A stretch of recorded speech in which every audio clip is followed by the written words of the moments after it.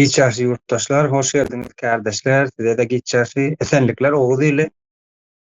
Yine kardeşler, yine biz toplandık da Türkmenistan'ın aladasında şu taş töwereginde bolýan meselelerle, içerki meselelerle yurttaş vatandaş hukmunda. Yine arada nemäniň agzy bilen hukmunda tanalýan, yani Putinin raşizmi hukmunun hemmesinin Rus imperiýasynyň agzy hukmunda tanalýan Salavyov diýip biri bar. Salavyov life diýen nemäni apar ya. Şol bizim taraba Merkez Aziya taraba bir nemetdi da ähli wedin. Bizim Aziya Ermenistan elimizden gitip barýar. Aziyada bizim elimizden gitjek diýen algorun etdi. Biz oýnatman besetjek. Indi has Ukraina nädik giren olsak o taýlarym girip birer diýen Almanyň çykarýar ortada. Indi Merkez Aziyadan kimler jogap berdi diýsek, Putinin nemesine, sözcüsüne. Kazakistan öz nemesini garşylygyny görkezdi. Ondan soň Özbegistandan ýene de şonuň ýaly garşylyk görkezdi. Ýöne Türkmenistandan hiç bir ses ýok, ses eda ýok.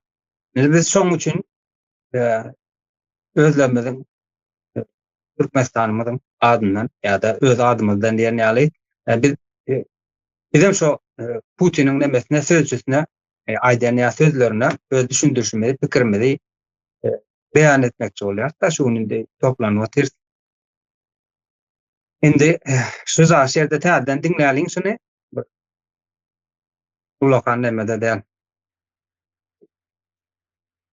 Ulakan däl. Потеря Армении – вот это гигантская проблема. Проблемы в нашей Азии, Средней Азии, Центральной Азии, как ее называют, вот это для нас может быть гигантской проблемой. И мы должны очень четко сформулировать наши цели и задачи. И мы должны объяснить. Игры кончились. Плевать на международные права, международный порядок. Если нам для нашей национальной безопасности необходимо было начать СВО на территории Украины, почему, исходя из тех же самых соображений, мы не можем начинать СВО и в других точках нашей зоны влияния? Может быть, нам необходимо сформулировать нашу национальную доктрину и четко сказать, какова наша зона влияния. И все будет понятно. Ene görüşüňiz ýaly yurttaşlar, Salavyov Rusça öz dilinde, ene dilinde aýtýandyr. Yani basket ýa-da bizim Orta Aziýamyz, bizim Merkez Aziýamyz. Ukraina näme üçin giren bolsak nähilerde size de girip bilerdik diýär. Indi biz şu näçelle Milli Halasyç Komitet hukmunda Türkmenistanyň Russiýanyň gol astynda dögni ýa sömürgesi Türkiýe dilinde aýdardyň ýa koloniýasy halkara söz koloniýasy hukmunda näme diýýär?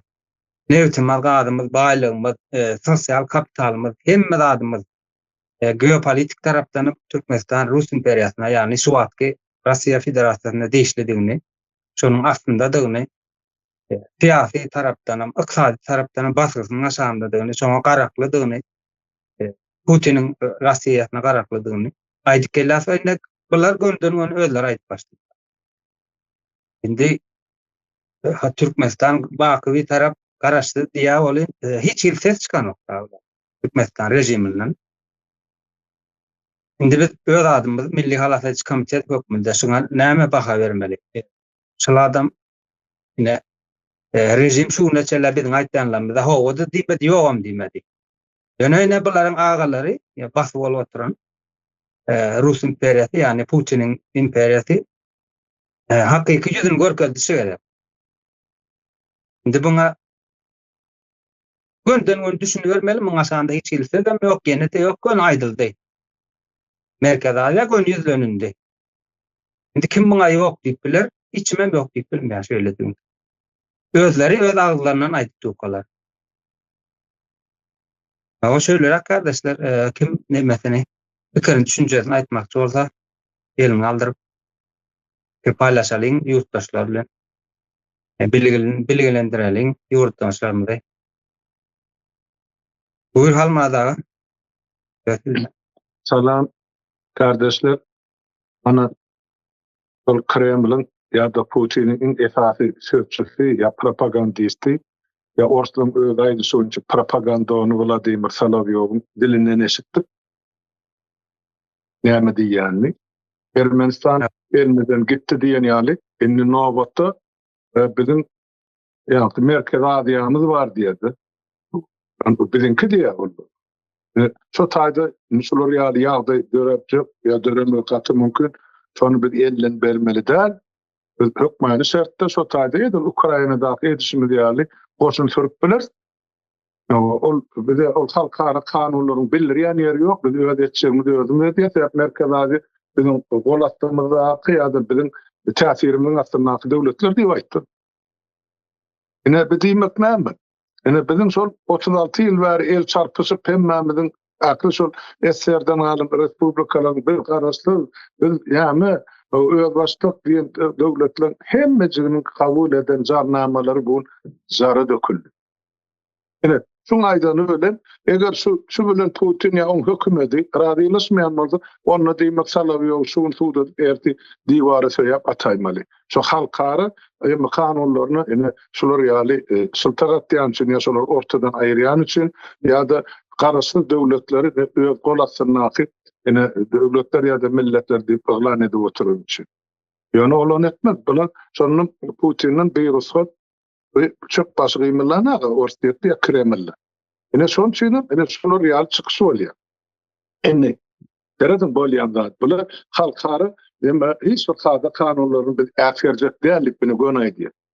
Nämeden gelip çykdy? Muňa aňyrsynda emmasy bar. Şu äfirmeleri Putiniň özi başlady. 2014-nji ýylda haçan Krim ýarymadasyny basyp aldy. Soňra dünýä jemgyýeti ýa beýleki döwletler üns vermediler ýa degerini üns vermediler. Şondan soň ol özü ene 22-nji ýylda ene dowly Ukraina garşy 24 fevraldan beri uruş olan edip gelýär. Diýmek ol şo taýda halkara kada kanunlar bozuldy. Sebäp SSR ýykylyndy. Emma olmaz respublika her birinin şol beýlep oturan territoriýasy şolaryň özünki hiç bir döwlet beýleki döwleti ýa respublika bu meselesini, toprak meselesini, serket meselesini, içki işler meselesini gatyrşmaga ýa-da şolara buyurmaga hakyýa hukugy ýok diýen jümle bar. Näme üçin onu? Şo jümleler bozuldy. Ene bu kun ene günü işleýänki gowurda işleýänki. Men öýün bir gaça ýyl gaýdyp geldim. Ortadan alyp barýan jenaýetçilik bir siýasatynyň aňyrsyny şol işler ýatyp. Niýazym Kremlin golydy, Gurban Gulam goly, oňlum goly. Şu Putin şolara näçe näme etdiňi şolar iki bükülüp ýerine ýetirýärler. İki sesi, üç sesi bilen. Şol üçin aýdyp otur. Türkmenistanyň içinde şu mahal şol elýän şol ýanky ýer baýlyklarda gelýän pul ýok. Şu pullar mineral diýe diýilende hana Ukraina uruşa uğradylýar. Orstiýet tarapyna. Da Putin'in pulu adally. Ne biçim şo takky diýe? Diýenem şo takky diýe salyarkada kerasinim. Hemmesi şol orstiýet tarapy atdyrylýar. Ya başga döwletlere satylyp, şondan gazy neftten gelýän pul ana orstiýetiň gaznasyna ýa Gazproma düşýär. Şoň üçin halkymyzda pul ýok. Şoň üçin halkymyzda iş ýok. Şoň üçin halkymyz hor ýaşaýar. Enne ele bizim şol 7-nji ýyla geçdi. Şu aýdyp oturan ortaýetin edip oturan jenaýetlerini Türkmenistanyň ýa Türkmen halkynyň garşysyna. Şoňa hiç kim dogry ýa degerli netijede üns bermedi. Ene şu tele sowatnama. Onu men aýdym, hany Solovýow bilen aýdy. Ortaýetin siýasatynyň ýa edýän ýa etjek bolýan işiniň netijesini. Indi biz şaýdy. Gurucu meclis var. Bir şu taýda Milli Halas ediş komitesi var. Şu sözlerden netije çıkarmaly. Ol bizim atalawlymyz da olur aýak astyna trapkaça ýok Putin. Ol beýlek döwletlerim var. O Merkez Aziýada. Olaram iki bükülüp durlar olan öňünde. Diýmek, oladyň öz janyny aladasy ne diýer? Öz halkdan oğurlan baýlygyny aladasy ne diýer? Bulara halk gerek gel hiç kimi. Şoň üçin şular ýazat bolýar. Eger bizim döwletimizde, hökümetimizde guruluş bar bolsa, onu Türkmenistan'ın Daşary işler ministeri şu talabyat çykyş edenen karşylygyny ýa-da protestin bildirmeli. Russiýa Federasiýasy. Şol edildimi? Ýok. Ha? Ol atalogun ağzın mumyalymy boty. Olar edildimi? Ýok. Şol üçin olar getirip Putin arkayn Türkmenistany waýyny ortalaşdyrylan emeleri getirip boty. 30-dan gowrak rus dilinde programy bar Şumal Türkmenistanyň telewizionyada.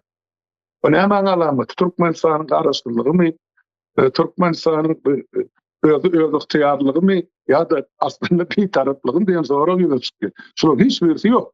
Ene şoňa da talabyň eden çykyşy şol. Men kıysa şadır ştaýda durýan, onuň kim çykyşa çykmaz aýdýan kardeşler. Öyle hata olmada. Muhammed kardeş buyur.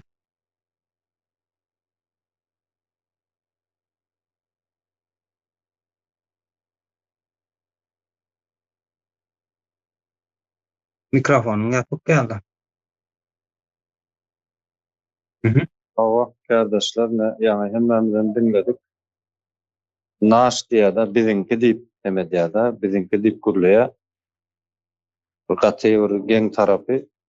Ondan soň ýankyýaly SVO diýär-de ýörüýçe harby operatsiýa diýip çoň bilen haýwat atýar-da bir Orsiýadan Şuwatky görediň siýasaty Orsiýa diýip almaly muny Kreml diýip alaly. Şu Kremliň görediň siýasatynyň içinde şol gorky bar-da, ýani gorky siýasaty bar. Çoň bilen ýol aljak bolýar-da. Ýoksam bu SVO-syny gördük abi Ukrainada.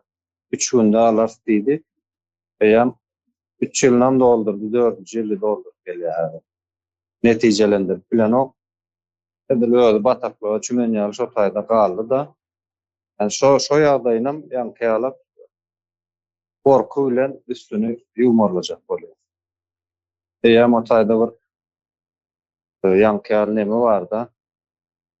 Hildi baýsak bir propaganda bilen ýol aljak bolýan bir ýagdaý görünýär-de bular. Ondan şol ýanky garşylyk beren goňşy Orta Aziýanyň goňşy nemelerimiz bar, doganlyk ýurtlarymız, Kazakystan, Özbekistan. Biziň hökümetimiz hem öz ornunda buňa gerekli jogabyny berip bilmeýän bolsa, biz Milli Halaty Komiteti höküminde jogabyny bermeli bolýar. Şu neçelem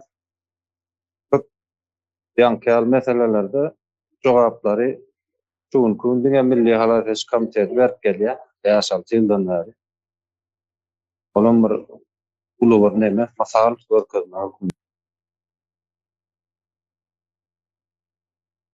Şu Halmyradan aýdanlar, şo manyda aýdanlar bar. Men şoňa goşma sökmünde aýtdym. Jemledim, sag bolun. Doğru, sağ ol.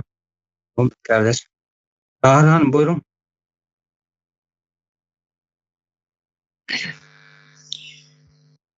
Türkmenistan'da şu Rusya'nın kanallarını dinleyeler. Şoň üçin hem Türkmenistanyň halky aldanyýar güýçli döwlet diýip.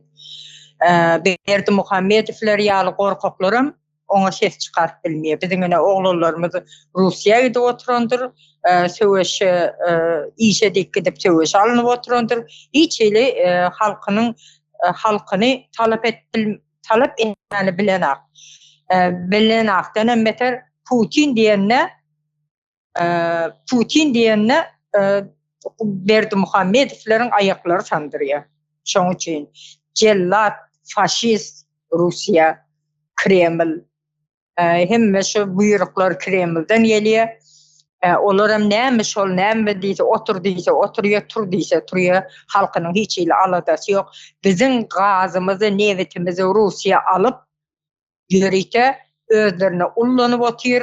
Ullanmak bilen hem durman Russiýanyň halky bağışlan Ukrainaň halkyny jaýyr öldürip otyr. Ýöne hiç ile oňa inanmak gerek däl. Ol Putin'e karşılık berip duran döwlet Ukraina. Berekallah oňa. Toprag üçin söwüşip dur. Biziň Türkmenistan ýaly gorkak millet elinin aşağında dur. Ne yani geplek geçendir, aydandır Slavyovmuş oladı.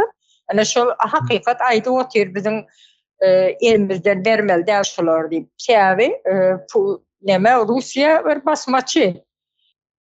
Berdi Muhammedovlerim korkak. Elindekini berip otuyor şu sebeplem halk işsiz, köçelerimiz palçıklı, halk gün günden garip oturdu. Hiç imanı çöreğin tapana daşarı yurda kaçendir. Ne yigitlerimiz birisi Polşa'da, birisi Türkiye'de, Rusya'da uçtu, ölüp görürler, yok olup görürler. Bu hemmeten başımızdaki otururların korkaklığından. Hemen halkına iyi çıkıp bilen akmıyor.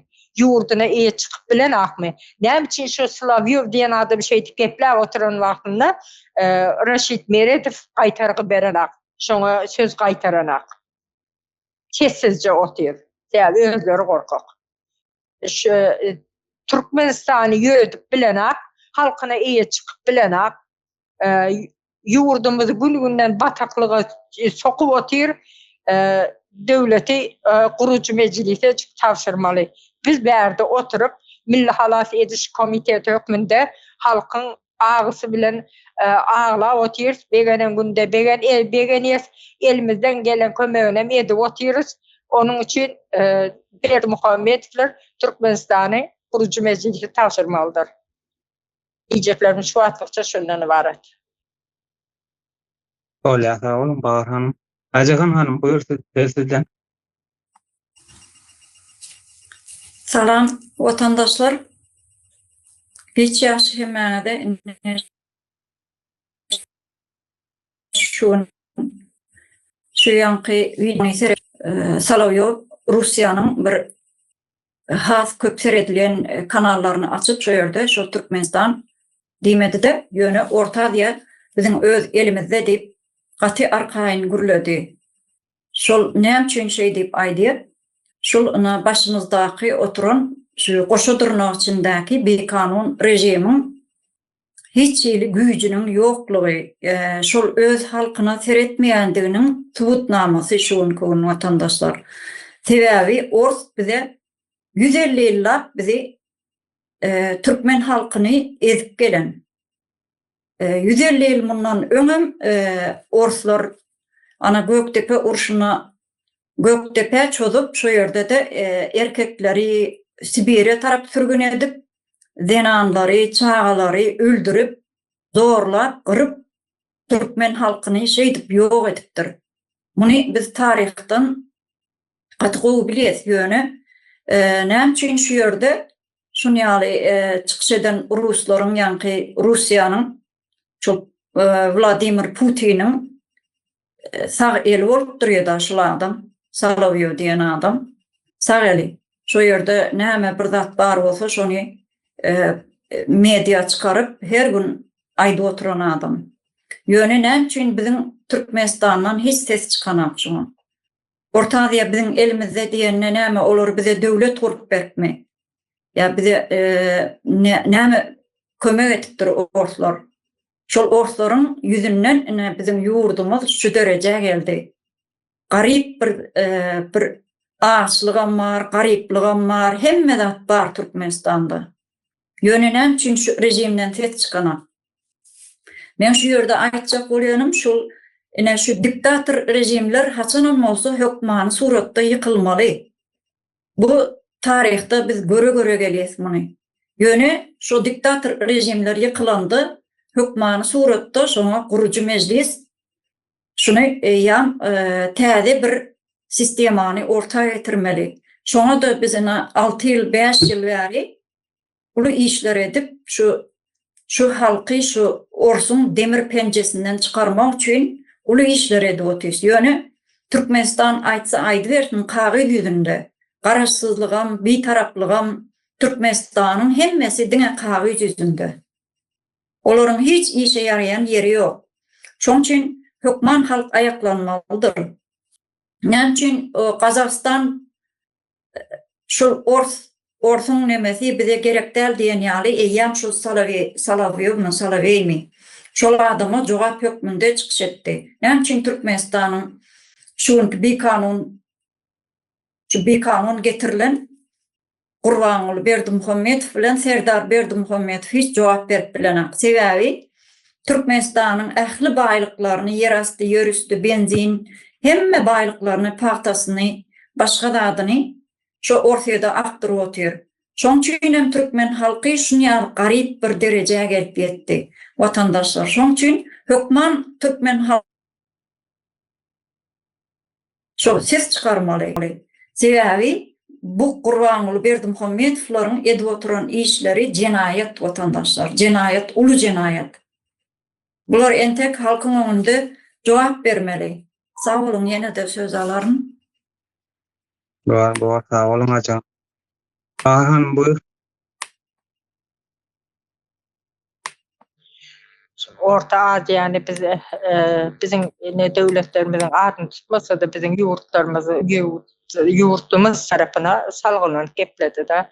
Biz öz näme üçin öz watanymyzda özümiziň erkimizi ýetmeýe, näme üçin bizi watanymyzda iýe bolup bilemizak. Bize Ruslar döwlet gurup bermedi. Bize Türkmenistany şerhedin çyzyp beren gaýgysy tabaý. Rusiýalar diňe taýynjak baýlygyny, ýerimizi sömürüp 145 ýyl, 150 ýyl bäri halkymyzy ýugoşdan egle bilen guýy gazanýaly edip jahilleşdirdi. Rusiýa biziň üstümizden elini çekmelidir. Ýerimiziň baýlygyna, toprağymyza biz eýe bolmalydyr. Ukraina içi gysyp uruşa başlamady. Öz toprağını gorap otyr. Aýaly, erkegi ýok, eline silah alyp çykandyr. Bizim watanymyza hökmen uruşmak diýen neme ýok. Uruşwaslyjak bolup duranak, ýöne şu Berdimuhammedowlaryň elinden biz ýurdumuzy almalydyr. Hökmen. Ýoksa biziň soňumyz hiç gowy däl. Hemmemiz daşary ýurtda ýaşatynjalar bir ýerde ýaşap bilenak. Öňkü çağa dogulýan çağlar häzir dogulmaýar. Bir-iki çağa dogulýar. Şoň bilen türkmeniň sany azalyp otyr. Biz watanymyza hökmen ýet çykmalydyr. Diýjeklerim şundan bara sağ ol. Sağ olun kardeşler. Yine Merkez Aziýadan bu Putin'in nemesine, sözcüsüne kimler jogap beripdir yani. Ene Kırgızstandan karşı çıkıp nemetdiler, sözlediler, talap ýok. Yani Putin'in nemesi de islewi. Nemeden ene Kazakstandan politolog Gazit Abishev diye karşı boldy. Yani bu sözlerine neme tepki verdi da. O zaman cemiyet aktivistleri ve Arman Şoraýew diýip. Ol ýene şonuň ýaly neme diýip. Yani bir näçe adamlar karşı. Özbekistandan jurnalist ve analitik diye Gayrat Hoca Saýgalyýew diye. Ola ýene öz pikirini düşünjesini aýtdy bu karşyda. Ondan soň Sherzodxan Gudrat Hoca diye Taşkentden bir rektör. Ola ýene öz nemesini düşünjesini aýtdy. Şaýda diňe Türkmenistan sesini çykarmagy biram Täjikistan. Türkmenistanyň adyna mene bizler Türkmenistanyň halkynyň adyna bizler garşy çykyp durýar. Salawyň aýtýanlar.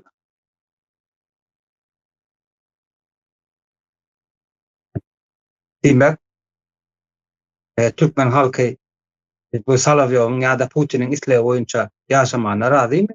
Ýok.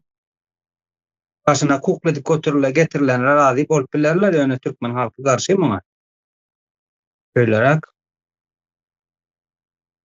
kardeşler indi buňlukça ýene bu tema üstünde dur geçer da biz buňlukça beýsarak kesem bolardyk. Aýtjak sözüňiz ýok bolsa. Kalmada bu. Kardeşler, şu temany şu gün gozganymyz gatygowy we ýerlikli boldy diýip hasap edýän. Sebäp ýa-merdan aýdyp geçdi de Kazakstandan ýa-da jogap bar, Özbekistandan, Kyrgyzstandan, emma biziňkiler agzyna suwalan ýaly bolup otyr. On düşnükül zat bular bir döwür şu niýatdan başlap atalogly çeldi bular dikmeterdar bulara sen şu kürsüde oturup galynda bilen işiň bolmasyn ýurdun ýerasy ýerti baýlyk hemmejiniň eýesi biz diýip aýdyldy. Olaryň şonu ýerine ýetirdi. Onun Putin'in karşısına ya Salavyov'un diyenine böyle kaytol vermeli, bunlarda mezal yok, gayrat yok, bunlarda omurga yok. Şey anladın mı? Bunlar omurgası hayvan, plastilin, bunlar yazılıp yatar. Onun için biz Nüstayda kurucu meclis, Aydel Milli Halates Komiteti cevapkarçılığı öz üstümüze o zaman alıp geliyor 6 yıl ver halkın yardayını aydıp yurtta ya yurdun başında ne ameler bolyanlar. Yani bunlar enni çetten astı hani diye oturan sözlerini seyredin Salavyov.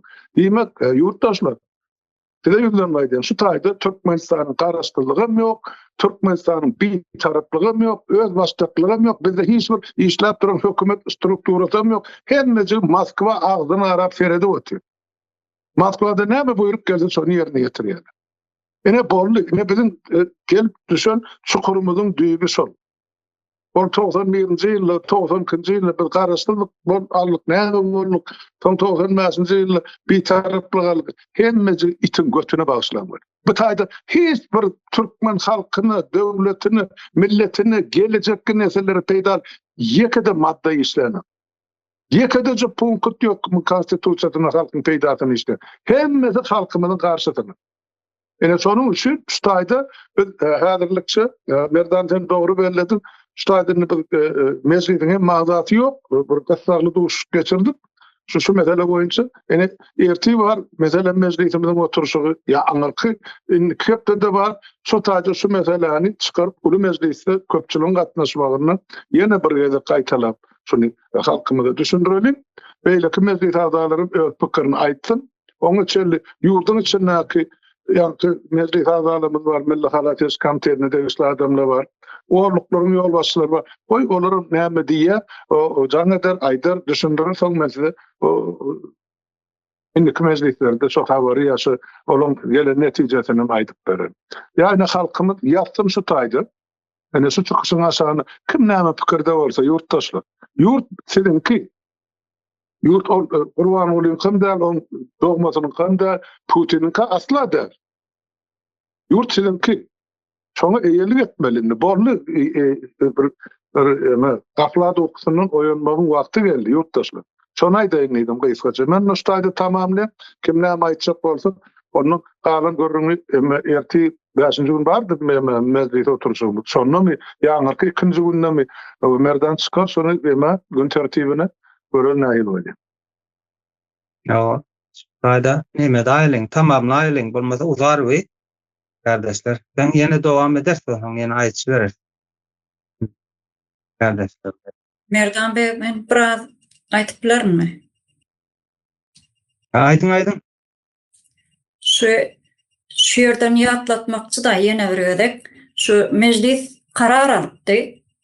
Şu diktator rejim bir kanun ýa-ni goşadyrnak içindäki hökümet gurucu meclise tapşyrmaly diýip ýürüýte bir karar alypdy. Şoň üçin hem şu karary ýene de halka şonu ýetirmelimi diýip düşündüm. Mundan soň halk ýene de şu ukyda ýatsa, onda biz topraksyz, ýurtsyz bir näme diýeli? O daşarlarda gezip gören bir halk boljak ýene de. Sağ olun. Doğru, sağ olun kardeşler. Gelen için bakta. O dilesen olsun.